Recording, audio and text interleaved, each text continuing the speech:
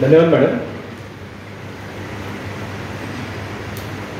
आपलं अहोभाग्य आहे की आपल्याला ज्येष्ठ साहित्यिका, कवयित्री, अभ्यासिका उषा किरण आत्राम ताराम मॅडम प्रमुख अतिथी म्हणून लाभलेले आहेत. सत्यम शिवम सुंदरम चित्रपटात पंडित नरेंद्र शर्मा यांनी गीत लिहिलं होतं की सुनी जो इनकी आने की आहट, गरीब खाना सजाया हमने. सुनी जो उनके आने की आहट, गरीब खाना सजाया हमने, कदम मुबारक हमारे दर पे, नसीब अपना जगाया हमने. तर तसं आपलं नशीब आज जागलेलं आहे आणि आपल्याला जे आता पुढचे काही वेळ मिळणार आहे त्याचा आपण जास्तीत जास्त सदुपयोग करण्याचा प्रयत्न करू. उषा किरण मॅडम यांचा जीवन प्रवास, त्यांचा संघर्ष, त्यांचं साहित्य आणि साहित्यिक योगदान हे आपण जाणून घ्यायचा प्रयत्न करू. नमस्कार मॅडम.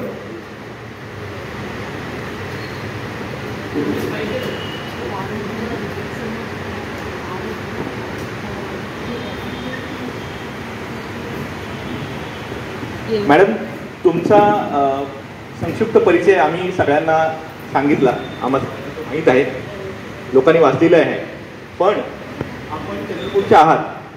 चंद्रपूरमध्ये आपला जन्म झाला आहे, आपलं बालपण इथं गेलं आहे, तर आपण आपल्या बालपणाच्या काही आठवणी आम्हाला सांगाल आणि आपलं याबद्दल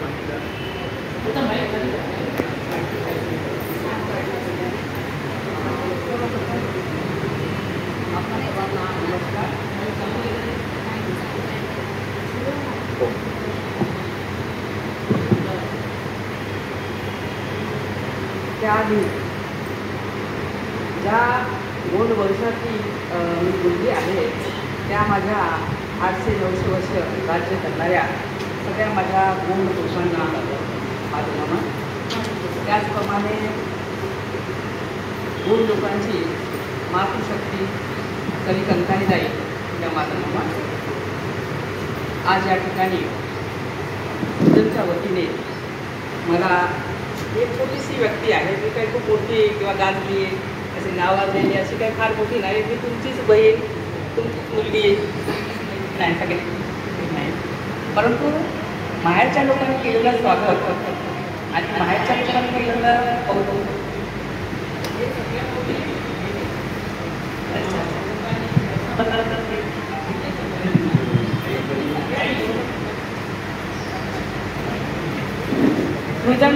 ही मला आज इथे मनोगत व्यक्त करण्याची एक सुंदर अशी भेट दिली, त्याबद्दल मी सुदनचे आमचे भाऊ आहे देव सर यांचे आभार. सोबतच माझ्यासोबत प्रश्न विचारणारे अमित आणि आजच्या कार्यक्रमाचे आपण सारे साक्षीदार, माझ्या भावांनो, बहिणींनो, मित्र हो, मी तुमच्याशी संवाद साधत आहे. माझं जे बालपण आहे, मी उषा किरण दादाजी आत्राम, माझे वडील दादाजी मुकाशी आत्राम हे गोंड वंशामधील आत्राम जे वंश आहे, जे चंदननगरला गोविंदशाह राहायचे. गोविंदशाहचा रामशाह आणि तलवारशाह जी मुलं होती, तर तलवारशाहच्या कुळातले माझे बाबा, आणि त्यामुळे त्या काळामध्ये ज्या काही अनेक लढाई झाल्या, रक्तपात झाले, लोक मारले गेले आणि आमच्या घरातल्या बऱ्याचशा पुरुष लोकांची संख्या कमी झाली आणि जीवाच्या भीतीने ते चंदनखेड्याला राहू लागले. नंतर मग तिथूनही किल्ला पाडला आणि मराठ्याच्या काळामध्ये लूट झाली, इंग्रजच्या काळामध्ये लूट झाली आणि ते नंदोरी नावाच्या गावामध्ये, गोऱ्याच्या जवळ ते नंदोरी आहे, तिथे राहू लागले. तर अशा दादाजींची मी मुलगी. माझे वडील 3रा वर्ग शिकलेले, परंतु त्यांना शिक्षणाची फार आवड, संगीतप्रेमी होते. त्यांचा तुकाराम फार आवडता होता, तुकाराम महाराज. तुकारामाचे अभंग, भजन, कीर्तन आणि सोबत नाटक आणि त्यासोबतच वीणा वादन, त्यांना संगीताची फार आवड होती आणि स्वच्छ आणि शिस्तबद्ध त्यांचे कार्यक्रम होते. एवढे करारी आणि स्पष्ट वक्ते, तेवढेच ते प्रेमळ होते. अशा बापाची आणि साळूबाई नावाच्या आईची ही 6वी मुलगी. आमच्या घरी वातावरण अगदी आनंदी राहायचं, कारण माझ्या वडिलांना संगीताची आवड होती.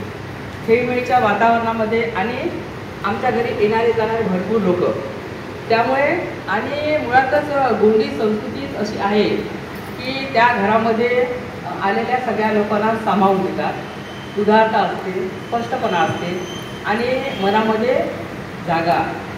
तर असे माझे वडील, त्यांना बहुत सारे मित्र होते आणि ते शेती पण करायचे.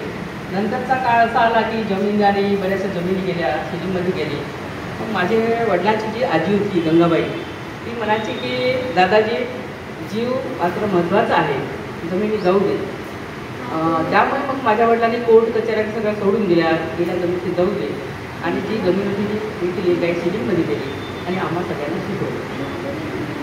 आणि असं माझं आनंदामध्ये बालपण गेलं. परंतु मी 3 वर्षाचे असताना मला कॅन्सर झाला. कॅन्सरसारखा मोठा आजार झाला गंभीर आणि त्या आजारामध्ये माझ्या डोळ्याचे 4-5दा ऑपरेशन झाले आणि मृत्यूवरती मी पहिला विजय लहानपणी मिळवला.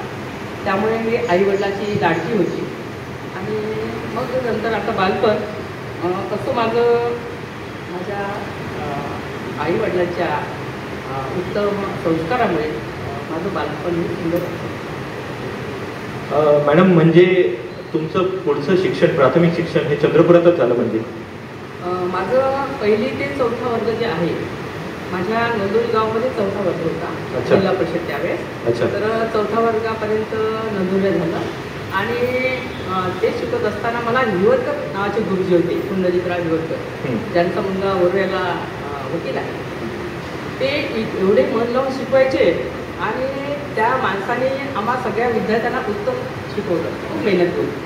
आणि त्यांना कविता पण यायच्या आणि ते गीत इतक्या सुंदर गोड आवाजामध्ये म्हणायचे. तर तसं कवितेशी नाचं नाही का, त्या गुरुजीने आमचं जोडले करायचं. आणि गावामध्ये 4था वर्ग झाला, मग 5वा आणि 6वा वर्ग आमच्या गावाला जनता शाळा स्टुडंट पहिली निघाली. तर मग 5वी आणि 6वी तिथे टिनाच्या झोपड्यामध्ये आमची शाळा होती. नंतर मग 7वा वर्ग पुन्हा जिल्हा परिषद शाळेमध्ये आला. पण वर्ग आला पण ती जागा होती. मग एकीचा एक लहान मोठा कोठा होता पाटलाचा आमच्या गावच्या. तर तिथे एका बाजूला ढोरं राहायचे काही वाजता आणि एका बाजूला आम्ही सगळे मुलं. 5वा 6वा वर्ग तिथे करायचा, 7वा वर्ग आमच्या बाजूला. दर रविवारला शेण गोळा करणे कॅप्टनचं काम, मातीने सारवणे, बाजूने नदीचं पाणी आणणे आणि अशा प्रकारचा आमचा 7वा वर्ग. तिथे बोर्डाच्या परीक्षेमध्ये मात्र मी पहिला नंबर घेतला आणि 1ली ते 7वीपर्यंत मी पहिला नंबर घेतला. अरे वा. असं माझं तिथलं शिक्षण. त्यामुळे आता पुढचं 8वी ते 9वी कुठे शिकायचं. मग माझा भाऊ पांढरकवडा जिल्हा यवतमाळ, तिथे कोर्टामध्ये अटॅच होता. तर आई बाबांना वाटलं की तिथे शिकवावं, त्यांना शिकायची आवड असल्यामुळे. तर माझ्या भावाकडे मी मोठी आशा घेऊन गेली की मला आता शिकायला खूप मिळणार शहरामध्ये. पहिल्यांदाच मी गेली, चप्पल कधी घातलेली नव्हती, टापटीप कपडे पण नव्हते. खेड्यातल्या मुली आमच्या वेळेच्या परकर कोण काय घालणाऱ्या, एक विणी, केसामध्ये उवा, केसं काजवत नाही का. तर मी पांढऱ्याकडे गेल्यानंतर मात्र मला सुंदर मैत्रिणी मिळाल्या आणि KS हायस्कूल जिथे बाळ कुलकर्णी माझा क्लासमेट आहे, तो अमध्ये मी बमध्ये. आणि तिथलं वातावरण शाळेचं खूप सुंदर होतं. परंतु घरी 1 किलोमीटर शाळा होती माझी आणि लांब विहीर होती. विहिरीचं पाणी आणायला लागेल कधी, त्याच्यानंतर ती खोली सारवावं लागेल. भुशाच्या शिगडीवरती स्वयंपाक. बघा मी 8व्या 9व्या वर्गाची होती, महाविद्यालय होती का, आणि स्वयंपाक करावा लागेल होता. परंतु भाजी जर झाली चांगली नाही तर माझा भाऊ मला ठोकायचा, दार धरून अपेक्षा मारायचा. तर माझं बालपण तेव्हा रडायचं की अरे माझा भाऊ मला मारतो. आणि तेवढं काही माझं मोठं वय नव्हतं, चांगली भाजी बनवायची, चांगल्या पोळ्या करायच्या. तरी पण मी 8वा आणि 9वा वर्गाचा ते काढला. नंतर गावाला म्हटलं माझ्या वडिलांना मी काही शिकत नाही, कारण माझा भाऊ मला कानामध्ये घालवते. आणि ज्या माझ्या कानाचं डाव्या ऑपरेशन झालं, तो कान धरून धरून नाही का, तो कुठून यायचा, दुखायचा, तो त्रास होता मला. त्यामुळे मी म्हटलं मी काही शिकत नाही. मग माझ्या वडिलांनी चंद्रपूरला आहे, शासकीय वसतिगृह रामनगर जे आहे तिथं माझं ॲडमिशन घेतलं. आणि लोकमान्य शाळा जी कन्या हायस्कूल आहे तिथं माझं ॲडमिशन घेतलं. 72ला मी 10वा वर्ग पास झाले. तर तिथे आल्यानंतर हॉस्टेलचं लवकर लिस्ट लागायची नाही. जुलै महिना ऑगस्ट पर्यंत तिथे ॲडमिशन व्हायचं नाही आणि शाळेचा ड्रेसला पुस्तकं मिळायचं नाही. इंग्रज महिन्यामध्ये मी जेव्हा आली 1 महिना होऊन गेला होता. मग जेव्हा शाळेमध्ये गेले तर आमचे बर्डे सर जे होते इंग्लिशची बोला, तर तुम्ही एक दिवस पाऊस आला आणि पावसामध्ये काही प्रसंग सांगतो तिथे पावसामध्ये मी ओली होऊन गेली आणि दुसऱ्या दिवशी पुन्हा ओले कपडे घालून तेच शाळेत गेली.